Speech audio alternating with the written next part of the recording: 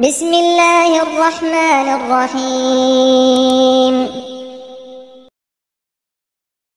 Sahabat yang dimuliakan oleh Allah Subhanahu wa taala, ada nikmat yang Allah berikan kepada kita yang mungkin kita tidak sadari, yakni nikmat berbicara dengan lidah.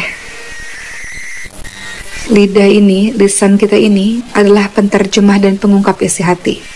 Perhatikan surah Ar-Rahman ayat 1-4. Allah Subhanahu wa taala berfirman, sahabat sekalian, A'udzu billahi minasyaitonir rajim. Ar-Rahman 'allamal Qur'an, khalaqal insan 'allamahul bayan. Allah yang Maha Pemurah, yang telah mengajarkan Al-Qur'an. Allah menciptakan manusia, mengajarnya pandai berbicara. Atau dalam surah Al-Balad ayat 8-9 Allah Subhanahu wa taala berfirman, bukankah kami telah memberikan kepadanya 2 buah mata, lidah dan 2 buah bibir, walisana wa syafatain.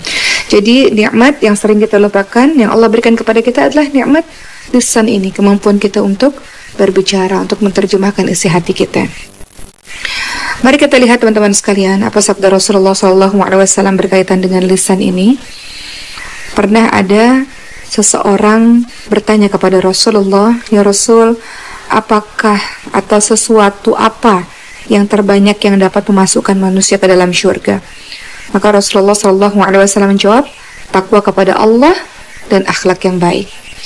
Lalu ditanya lagi, sesuatu apakah yang paling banyak yang dapat memasukkan manusia ke dalam neraka?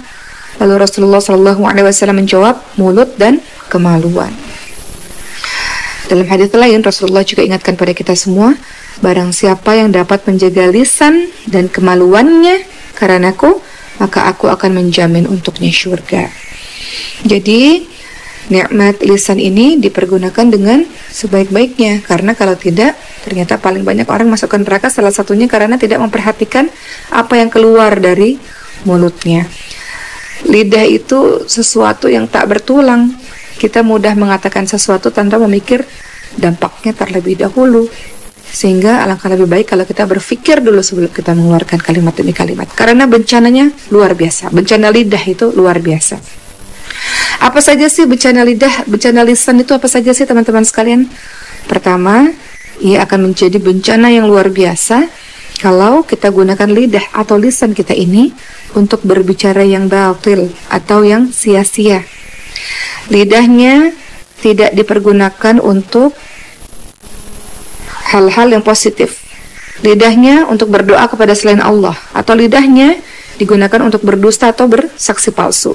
Teman-teman ketahui bahwa Arab jahiliyah saja menganggap dusta itu adalah aib yang tercela dan memalukan. Dan orang-orang akan mengingat dalam waktu yang sangat panjang dan akan dicap sebagai pembohong. Orang Arab jahiliyah saja punya adab yang baik dalam hal berbicara yang jujur. Hal ini pernah terlihat pada saat Abu Sufyan yang pada saat itu memusuhi Rasulullah ditanya oleh Kaisar Heraklius tentang sifat dari Rasulullah SAW, tentang Nabi Muhammad SAW. Maka Abu Sufyan walaupun membenci Nabi Muhammad SAW ketika itu, tapi beliau tidak sanggup untuk berbohong. Beliau ucapkan yang baik-baik di depan Kaisar Heraklius tersebut tentang siapa Nabi Muhammad SAW. Kemudian bencana lidah, berbicara batil tadi, apa saja sih selain berdusta, bersaksi palsu, lidahnya berdoa kepada selain Allah, ghibah dan fitnah. Hati-hati teman-teman sekalian. Banyak di antara kita menggunakan lisan kita ini, nggak dipikir dulu sebelum kita berbicara. Kita lakukan atau kita pergunakan lisan kita ini untuk ghibah atau untuk fitnah.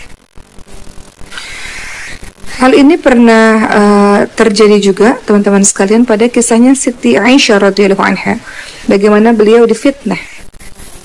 Ya, teman-teman nanti lihat dalam surah An-Nur ayat 11-26. Bagaimana Allah pada akhirnya menurunkan jawaban atas beredarnya fitnah yang menimpa Ummul Mukminin Aisyah radhiyallahu anha. Karena pada saat itu Siti Aisyah difitnah berselingkuh dengan salah seorang sahabat Nabi Sufyan bin Mu'attal radhiyallahu anhu, sehingga seluruh orang di Madinah percaya dengan fitnah itu. Orang yang dicintai oleh Rasulullah SAW, yang salihah luar biasa, masih difitnah, dan hampir semua orang di Madinah percaya dengan hal tersebut. Ya, jadi lisan kita tidak boleh digunakan untuk ghibah dan untuk memfitnah orang. Teman-teman perhatikan surah Al-Hujurat ayat ke-12. Allah Subhanahu wa taala berfirman, A'udzu billahi minasyaitonir rajim. Ya ayyuhalladzina amanu jtanibu katsiran minadh-dhanni inna ba'da dhanni itsmun la tajassasu wa la yaghtab ba'dukum ba'dhan. Yuhibbu ahadukum ay ya'kula lahma akhihi maytan fakarihtum. Jangan kita ini suuzon sama orang. Jauhi kebanyakan dari prasangka karena sebagian prasangka adalah dosa. Jangan cari-cari kesalahan, jangan menggunjing, gibah, fitnah orang. Karena hal ini seperti memakan bangkai saudara sendiri. Kemudian